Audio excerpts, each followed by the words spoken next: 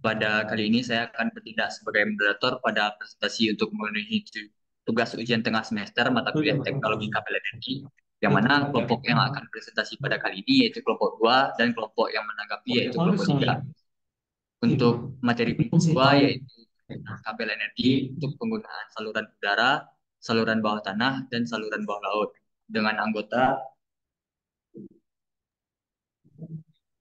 Ya, jadi untuk kelompok dua, anggota pertama itu ada Aditya Dipandra, kemudian ada saya Haikal Aksara, kemudian ada Muhammad Rahim, dan ada Muhammad Iksan Fawanda.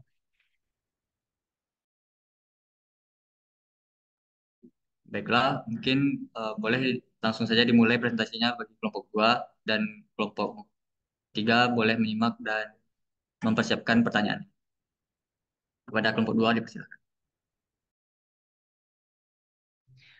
Baik, terima kasih moderator. Jadi kami dari kelompok dua akan mempresentasikan materi yang telah kami buat, yaitu terkait tentang perencanaan kabel tegangan tinggi saluran udara, saluran bawah tanah, dan bawah laut. Ya, pertama itu mungkin latar belakang kenapa kami menulis makalah ini. Pertama itu dalam teknologi listrik saat ini itu kebutuhan akan jaringan distribusi dan transmisi energi listrik yang handal, efisien dan aman semakin besar. Sehingga peningkatan kebutuhan listrik di berbagai wilayah, terutama di daerah perkotaan dan kawasan terpencil, menuntut adanya sistem penyaluran energi yang mampu menjangkau berbagai kondisi geografis. Dan dari semua makalah ini, kami berharap bahwa tercapainya apa beberapa tujuan dari yang akan kami capai dalam penulisan makalah ini. Intinya mengidentifikasi dan menganalisis kebutuhan teknis dalam perencanaan kabel energi tinggi dan saluran udara. Kemudian menganalisis karakteristik konstruksi dan material yang diperlukan pada kabel tegangan tinggi seperti konduktor, bahan isolasi, dan pelindungan eksternal dan lainnya. Kemudian menguraikan aspek disipasi panas dan pengaruh thermal yang mempengaruhi performa kabel pada kondisi udara terbuka, tanah, dan bawah laut, serta bagaimana hal tersebut dapat diatasi dalam teknologi kabel yang tepat. Kemudian menyediakan kombinasi desain kabel tegangan tinggi yang optimal berdasarkan analisis teknis yang mencakup aspek efisiensi, keamanan, dan keandalan untuk setiap jenis saluran, baik itu udara, bawah tanah, dan bawah laut. Kemudian menyajikan informasi yang mendalam mengenai teknologi kabel tegangan tinggi berdasarkan referensi yang kredibel dari jurnal nasional IEEE, Proceeding, dan buku-buku teknis sehingga dapat menjadi acuan dalam pengembangan sistem distribusi. Pembahasan pertama itu tentang perencanaan kabel tegangan tinggi untuk saluran udara. Jadi dalam saluran udara ini ada beberapa poin yang kami highlight di sini. Pertama itu tentang konstruksi kabel saluran udara. Dalam konstruksi saluran udara ada beberapa komponen utama yang harus menjadi fokus kita dalam perancangannya. Pertama adalah konduktor, kemudian kekuatan mekanisnya, isolatornya, kemudian proteksi korosinya. Nah, meskipun tidak ditanam atau diletakkan di dalam tanah, kabel saluran udara tetap terpapar oleh cuaca. Nah, untuk melindungi kabel ini dari korosi akibat hujan, kelembapan, dan polusi, kabel udara sering dilapisi dengan lapisan anti korosi atau dilindungi dengan pelapisan seng pada konduktor baja. Lalu apa saja faktor yang mempengaruhi konstruksi saluran udara? Ada karakteristik rute, izin pendirian rute, beban mekanis, ruang netral atau zona netral, jenis struktur pendukung, kualitas konstruksi, konduktor, tipe isolator, pemakaian bersama. Pertama mungkin yang kami sedikit jelaskan itu tentang karakteristik rutenya. Jadi rute untuk pendirian saluran transmisi udara pada umumnya dirancang melewati beberapa negara atau wilayah dengan izin pendirian secara privat. Jadi izin pendirian rute ini bergantung pada setiap negara yang dilewati oleh rute transmisi saluran transmisi tersebut. Jadi tiap wilayah atau negara memiliki standar perizinan yang berbeda-beda. Kemudian izin pendirian rute. Jadi sangat penting untuk memiliki semua izin yang dibutuhkan sebelum perancangan rute ini untuk mencapai tahap akhir. Izin ini maksud merupakan izin pendirian saluran di atas wilayah yang dilewati oleh saluran transmisi yang telah dirancang. Lalu beban mekanis. Jadi di sini beban mekanis ini dalam hal ini adalah kondisi eksternal yang memproduksi tekanan mekanik pada konduktor, saluran, dan peralatan pendukung, yaitu tiang atau menara. Lalu untuk tiang pendukung konduktor udara dan peralatan lainnya dikenakan tekanan dari tegangan tempat di mana mereka tersambung. Nah, ketika gaya tersebut diberikan perlawanan terhadap objek, maka akan timbul tekanan objek. Terdapat 5 jenis tekanan yang di sini kami bahas. Pertama adalah tensile stress. Di sini dapat kita lihat ini gambarnya. Contoh yaitu konduktor yang terikat antara dua tiang dan mengalami daya tarik terhadap kedua tiang tersebut. Kemudian ada compressive stress, merupakan kebalikan dari tensile stress. Contohnya adalah trafo yang digantung pada tiang dan menyebabkan compressive stress pada tiang. Lalu ada shearing stress, disebabkan oleh dua gaya yang bekerja secara berlawanan namun tidak dalam garis yang sama, seperti gambar yang terlihat. Lalu ada bending stress, twisting stress, or torque. Kemudian kami juga membahas tentang elastisitas, merupakan ciri dari material yang dapat mengembalikan bentuknya kembali ke dalam bentuk semula setelah mendapat tekanan. Dan ini adalah gambar yang kami dapat dari beberapa jurnal yang telah kami dapatkan. Jadi ini diagram tekanan dan tekanan pada material. Kemudian em, pada National Electric Safety Code pada umumnya memiliki standar faktor keamanan atau perancangan desain untuk tiap-tiap wilayah negara. Namun apabila di wilayah tersebut tidak terdaftar pada NISC, maka material tersebut akan diuji dalam beberapa kondisi yang dibutuhkan hingga seorang teknisi mengambil keputusan dan nilai faktor keamanan perancangan desain yang tepat untuk digunakan. Kemudian ada beban NISI. Dalam merancang konstruksi saluran udara, penting data laporan cuaca dalam beberapa kurun waktu terakhir di wilayah tersebut dan harus dipelajari. Nah, ini adalah gambar peta beban mekanik untuk saluran udara standar NISI yang bisa sama-sama kita lihat. Jadi tujuannya ini adalah untuk mendapatkan nilai perlindungan yang tepat dalam menghadapi beberapa keadaan cuaca, seperti tekanan akibat kecepatan angin yang begitu kencang dapat terjadi di wilayah-wilayah dataran rendah. Kemudian tekanan angin. Jadi ini untuk tekanan angin kita ada dapatkan rumus itu persamaan bab dapat kita lihat bersama. Kemudian ada menggunakan formula yang ditemukan oleh CF ini dan seperti yang terlihat kemudian ada untuk dalam milimeter merkuri ini ada persamaan juga yang bisa kita rumuskan untuk mendapatkan nilainya. Kemudian eh, berikut aspek yang kami bahas adalah tentang aspek thermal. Jadi saudara menghadapi tentangan thermal yang berbeda dibandingkan dengan saluran bawah tanah atau bawah laut karena kabel ini terpapar langsung ke lingkungan atmosfer. Salah satu keuntungan dari desain kabel udara adalah bahwa udara bebas berfungsi sebagai medium disipasi panas, memungkinkan kabel untuk melepaskan panas yang dihasilkan oleh aliran arus listrik secara lebih efektif. Nah, di sini juga beberapa aspek thermal yang perlu diperhitungkan dalam perencanaan kabel udara antara lain ada disipasi panas, kemudian efek radiasi matahari, kapasitas antar arus, atau capacity. Kemudian jenis isolasi. Untuk jenis isolasi ini ada beberapa tambahan pada beberapa kabel saluran udara digunakan dalam kondisi tertentu. Itu lapisan anti korosi untuk melindungi kabel. Kemudian ada penggunaan berinsulasi, ada penggunaan konduktor berinsulasi. Kemudian ada pertimbangan lingkungan. Jadi untuk pada pertimbangan lingkungan ini, kondisi angin dan cuaca ekstrim menjadi pertimbangan kita dalam perencanaan kabel, overhead, atau saluran udara. Lalu pengaruh medan elektromagnetik. Kemudian poin berikutnya adalah tentang ruang netral. Jadi ruang netral atau zona netral yang perlu dipertimbangkan adalah tanah, jalanan, bangunan, pohon, konduktor, dan struktur dari saluran lain. Konduktor lain dalam struktur yang sama. Struktur itu sendiri kabel jangkar dan beberapa peralatan dalam struktur dan daerah tepi dari area perizinan.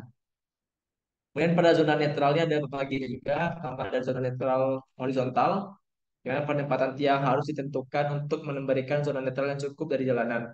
Kemudian ada zona netral vertikal, ada zona netral pada persimpangan kabel.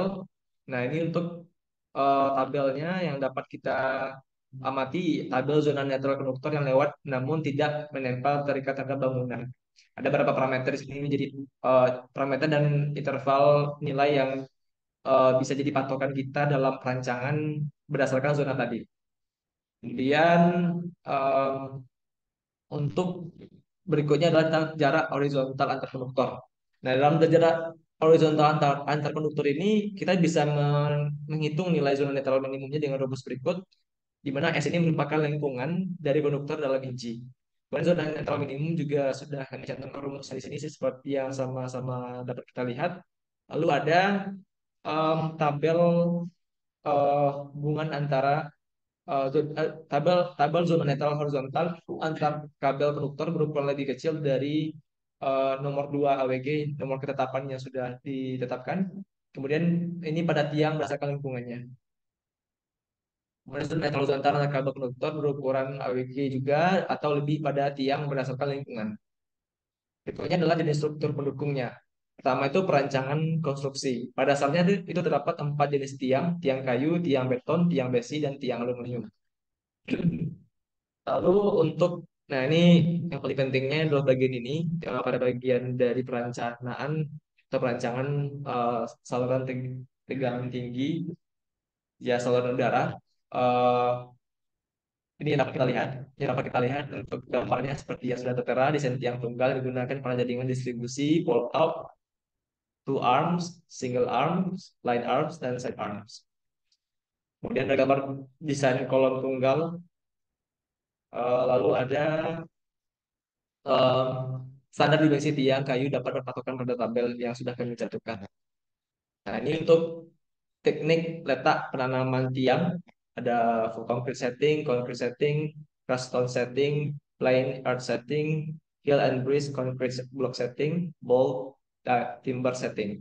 Ini untuk beberapa contoh penanaman tiangnya. Kemudian juga kami cantumkan ini berbagai macam teknik penjangkaran ke tanah. Kemudian instalasi kawat jangkar pada satu sudut, ada atas dan samping. Kemudian instalasi kawat jangkar pada tiang akhir, yaitu tiang atas dan tiang samping juga. Kemudian bagian instalasi kawat jangkar dengan menggunakan timbel air. Nah, ini untuk perumusan yang dari komponen horizontal pada kawat jangkar, kemudian dari horizontal pada ketinggian. Pertama, ketinggian berikutnya ada ketinggian di titik tempat kawat jangkar pada tiang, ketinggian untuk horizontal, dan seterusnya. Em, Gambar berikutnya itu gambar diagram beban kawat jangkar seperti yang sama-sama kita mati. Dari gambar ini dapat kita buatkan persamaannya seperti yang sudah tertera. Lalu untuk berikutnya adalah em, terkait tentang pergerakan keduktor kibat arus gangguan yang sudah bisa kita analisa dengan rumus yang sudah kami cantumkan. Dulu apa tantangan dan keunggulannya? Keunggulan dari kabel saluran udaranya relatif mudah dan cepat dipasang dibanding dengan kabel bawah tanah atau bawah laut. Kemudian tantangannya, kabel saluran udara ini rentan terhadap gangguan cuaca seperti angin, hujan es, atau samar petir. Jadi untuk perancangan kepentingan tinggi saudara mencakup berbagai pertimbangan lingkungan, mekanis, dan thermal untuk memastikan keandalan dan efisiensi dalam jangka panjang.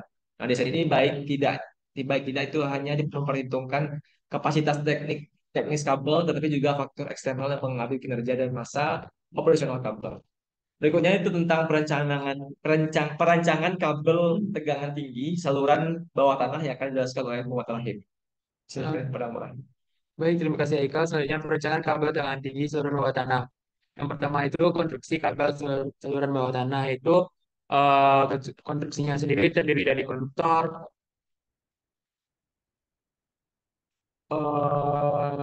selanjutnya itu ada bahan isolasi yang di mana sifat-sifat isolasinya itu antara lain ketahanan di elektrik yang harus tinggi, tahanan jenisnya harus tinggi, dapat digunakan pada suhu kerja yang tinggi dan juga pada suhu yang rendah, tidak mengisap air atau uap air, mudah dibengkok-bengkokkan, tidak mudah terbakar, serta sanggup menahan tegangan impuls yang tinggi.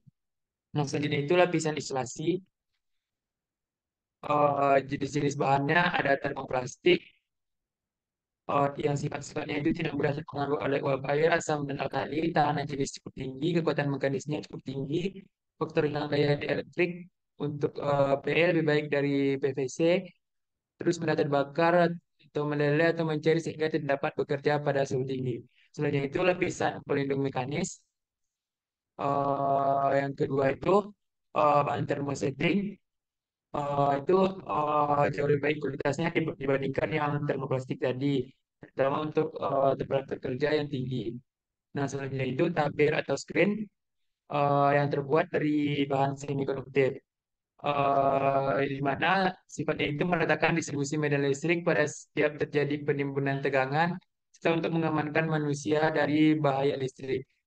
Nah, selanjutnya itu selubung atau sheet yang berfungsi sebagai pelindung inti kabel dari pengaruh luar, pelindung terhadap korosi, pelindung terhadap gaya mekanis dan gaya listrik, maupun sebagai pelindung terhadap masuknya air atau uap air. Nah, bahan bahan yang digunakan itu tibal atau aluminium maupun bahan sintetis seperti silikon atau PVC. Kalau untuk secara mekanisnya, bagian pelengkap adalah bagian yang melengkapi satu kabel untuk memperkuat, melindungi secara mekanis yang memperbaiki sifat-sifat kabel. Bahan-bahannya itu bahan pengisi, bantalan, perisai, selubung luar. Sebenarnya standar instalasi kabel bawah tanah. Ah, Akan dijelaskan oleh Adit. Jadi silakan. Ya, itu kunci jadi berat ini. Oke, selanjutnya itu standar instalasi kabel bawah tanah. Dimana untuk metode ini digunakan pada perencanaan saluran kabel bawah tanah pada instalasi pengolahan gas. Itu metode langsung atau direct wire, di mana kabel akan ditanam secara langsung dalam tanah tanpa dimasukkan melalui saluran pelindung. Ini merupakan gambar dari standar instalasi kabel bawah tanah. Mana untuk metode ini dipilih karena lebih ekonomis dibandingkan dengan isolasi above ground yang menggunakan kabel rak atau kabel tray, atau nantinya menggunakan pipa conduit serta mempunyai fungsi mechanical protection yang cukup baik dan dapat menghindarkan perempatan api melalui kabel apabila terjadi kebakaran. Nah, selanjutnya itu perhitungan kabel tegangan menengah. Pada bagian ini akan dibahas perhitungan kabel tenaga tegangan menengah, yaitu sebesar 20 kilovolt dan 6,6 kilovolt dengan metode instalasi kabel ditanam di dalam tanah secara langsung. Selanjutnya itu perhitungan kabel tegangan tinggi. Perhitungan kabel akan disimulasikan untuk kabel 20 kilovolt adalah kabel dari trafo tegangan menengah dengan kapasitas 630 kilovolt ampere atau 504 kilowatt dengan jarak 70 meter. Maka arus beban penuh dapat dihitung dengan persamaan bagi berikut. Itu bisa dilihat pada eh, makalah yang tertera. Di mana untuk rating transformatornya itu 630 kilovolt ampere, dan tegangannya itu 20 kilovolt. Nah, jadi di kabel ini di tabel ini merupakan tabel dari kabel tengah menengah 20 kilovolt. Kemudian kita masuk pada poin kedua itu aspek thermal dan kabel bawah tanah. Salah satu tantangan terbesar dalam perancangan kabel bawah tanah adalah disipasi panas. Tidak seperti kabel saluran udara didinginkan oleh udara bebas. Kabel bawah tanah ini nantinya memiliki media disipasi panas yang lebih terbatas, yaitu tanah di sekeliling kabel. Jika panas tidak dibiarkan dengan baik, suhu kabel bisa meningkat, yang mana akhirnya mempengaruhi performa dan umur operasional kabel. Selanjutnya itu dispersi panas dalam tanah. Yang mana dispersi panas melalui tanah ini lebih lambat dibandingkan dengan udara, sehingga perencanaan harus mempertimbangkan kapasitas antar arus. Jadi itu pendinginan aktif, yang mana untuk pendinginan aktif ini dalam beberapa aplikasi kabel bawah tanah, terutama untuk saluran dengan daya tinggi atau panjang saluran yang signifikan. Sistem pendingin aktif diperlukan. Dan itu faktor suhu lingkungan. Dalam perencanaan kabel bawah tanah, suhu lingkungan di sekitar saluran kabel harus diperhitungkan. Dan kita masuk pada poin ketiga, itu jenis isolasi yang digunakan. Pemilihan isolasi pada kabel bawah tanah sangat penting untuk melindungi kabel dari kerusakan yang disebabkan oleh tegangan listrik tinggi, panas, kelembapan, dan gangguan vulkanis. Yang mana untuk dua jenis isolasi yang umum digunakan itu ada cross-link coiled line dan ethylene pro propylene rubber. Oke, kemudian untuk poin keempat itu proteksi dari keamanan kabel bawah tanah. Itu untuk memproteksi dari kelembapan dan itu proteksi dari tekanan tanah dan gangguan eksternal. Serta yang terakhir itu penempatan pada saluran kabel. Untuk penempatannya itu dalam instalasi bawah tanah karena kabel sering kali ditempatkan dalam saluran untuk melindungi dari kelembapan dan gangguan teknis. Poinnya itu aplikasi dan perhitungan khusus. Karena keunggulan dari kabel bawah tanah itu lebih aman dari gangguan eksternal seperti angin, petir, atau benda jatuh. Dan tidak merusak pemandangan seperti kabel pada saluran udara. Dan kemudian mengurangi risiko kecelakaan terkait arus listrik yang ada di permukaan. Dan tantangan dari kabel bawah tanah ini itu biaya isolasinya yang lebih tinggi dan lebih sulit diakses untuk kendaraan, dan terakhir itu memerlukan desain inspirasi panas yang lebih baik untuk mencegah overheating. Kemudian untuk poin perancangan kabel dengan tinggi saluran bawah laut itu akan dijelaskan oleh Muhammad Kristen Fonda pada Vito di Baiklah, terima kasih kepada Adit. Untuk poin selanjutnya di sini kita ada poin tiga itu perancangan kabel tegangan tinggi saluran bawah laut. Nah, untuk perancangan kabel tegangan dan arus tinggi untuk saluran bawah laut ini merupakan tantangan teknis yang paling kompleks di antara kabel listrik. Ini bisa digunakan untuk transmisi energi listrik antar pulau, antar negara, atau untuk menghubungkan pemakai listrik lepas pantai dengan daratan. Nah, berikut ini merupakan pembahasan isi tentang perancang kabel tegangan tinggi untuk saluran bawah laut. Yang pertama itu ada konstruksi kabel bawah laut. Nah, seperti yang terlihat pada tabel, merupakan klasifikasi kabel dan tegangan yang diterapkan. Di sini terdapat poin itu klasifikasi, tegangan yang diterapkan, dan catatan untuk sesuai atau tidaknya. Di sini juga terlihat bahwa gambar dari jenis-jenis kabel yang digunakan untuk perancangan ini. Lanjut. Dan juga gambar dari kedudukan kabel secara geometri. Oke, lanjut. Selanjutnya gambar 3.3 ini merupakan konstruksi kabel bawah laut. Nah, selanjutnya itu ada komponen utama dalam kabel bawah laut meliputi itu yang pertama itu ada konduktor. Yang kedua itu ada lapisan isolasi. Yang ketiga itu ada konstruksi kabel. Nah, seperti yang terlihat pada gambar 9 ini merupakan konstruksi kabel, yaitu tipe kabel laut yang digunakan. Terdapat 16 macam. Selanjutnya itu ada lapisan pelindung laut, pelindung luar. Nah, kabel laut bawah laut membutuhkan lapisan pelindung yang jauh lebih kuat dibandingkan dengan kabel saluran bawah tanah atau udara. Nah, untuk lapisan pelindung ini juga bisa dilapisi dengan polietilen atau PVC untuk menambah ketahanan terhadap abrasi dan aerasi yang korosif. Selanjutnya itu ada lapisan anti air dan kelembapan. Di lingkungan bawah laut, air menjadi ancaman utama bagi kabel listrik, sehingga lapisan tahan air atau lapisan timah atau lead sheet sering digunakan untuk memberikan perlindungan tambahan. Nah, yang kedua itu ada aspek termal dalam kabel bawah laut. Di sini air laut juga berfungsi sebagai media pendingin yang efektif bergantung pada suhu dan air yang arus. Itu yang pertama itu disipasi panas. Air laut memiliki kemampuan menyerap panas lebih baik dibandingkan tanah, sehingga kabel bawah laut biasanya dapat memiliki persentasenya arus atau amplicity yang lebih besar dibandingkan kabel bawah tanah dengan ukuran sama. Kedua itu pengaruh ke dalam laut. Ke dalam laut juga mempengaruhi perancangan kabel, terutama dari sisi termal. Yang ketiga itu ada sistem pendingin pasif. Kabel bawah laut biasanya menggunakan pendingin pasif yang memiliki kontak langsung dengan air laut di sekitarnya. Nah, poin ketiga itu ada jenis isolasi pada kabel bawah laut. Yang pertama di sini untuk pemilihan biasanya pemilihan isolasi pada kabel bawah laut biasanya itu ada XLP atau cross linked polyethylene. Yang, ke, uh, yang kedua itu ada peningkatan proteksi dengan lapisan semikonduktor. Nah, untuk ini berguna untuk meningkatkan performa isolasi kabel bawah laut, sering dilengkapi dengan lapisan semikonduktor di sekitar konduktor inti. Nah, selanjutnya itu ada poin keempat yaitu perlindungan dan keamanan kabel bawah laut. Nah, beberapa metode proteksi utama yang digunakan untuk perlindungan ini itu pertama itu ada perlindungan baja, yang kedua itu ada penambahan jaket pelindung, yang ketiga itu ada proteksi dari arus laut dan arus air, yang keempat itu ada penempatan di parit bawah laut, dan poin kelima itu tantangan dan keunggulan kabel bawah laut. Nah, di sini untuk keunggulan dari kabel bawah laut ini itu pertama saluran bawah laut memungkinkan transmisi energi listrik dalam skala besar antar pulau, antar negara, atau dari pemakai listrik lepas pantai.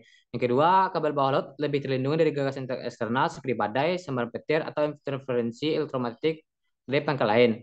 Yang terakhir itu tantangan. Nah, tantangan dari pemasangan kabel di bawah laut sangat kompleks dan mahal, memerlukan kapal khusus dan teknologi canggih. Yang kedua itu pemeliharaan kabel bawah laut sulit dilakukan karena keterbatasan akses. Ketika terjadi kerusakan, pencarian dan perbaikan kabel memerlukan waktu dan biaya yang sangat besar.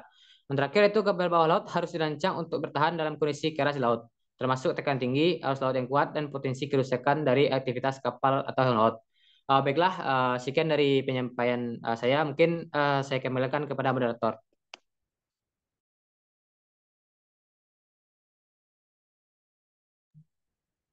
Baik, terima kasih atas penjabaran materinya dari kelompok 2. Selanjutnya kita masuk ke sesi diskusi yang mana kelompok 3 akan diberikan kesempatan untuk bertanya kepada kelompok 2. Jadi pada kelompok 3 dipersilakan.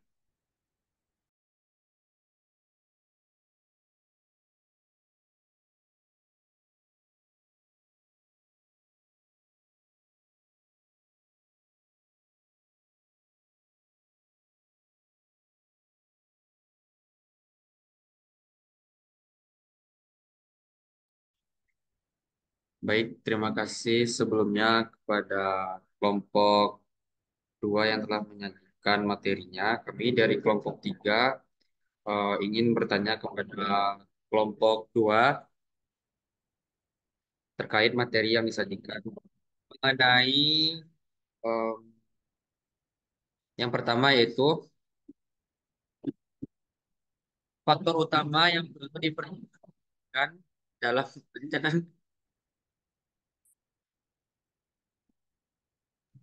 yang pertanyaannya.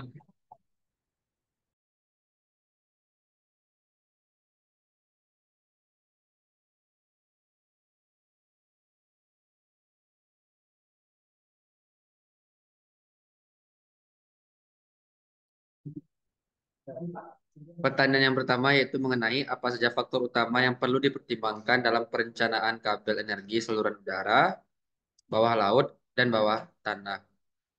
Untuk pertanyaan yang kedua yaitu perbedaan karakteristik lingkungan yang mempengaruhi desain kabel energi pada masing-masing metode instalasi baik tanah, udara, dan laut.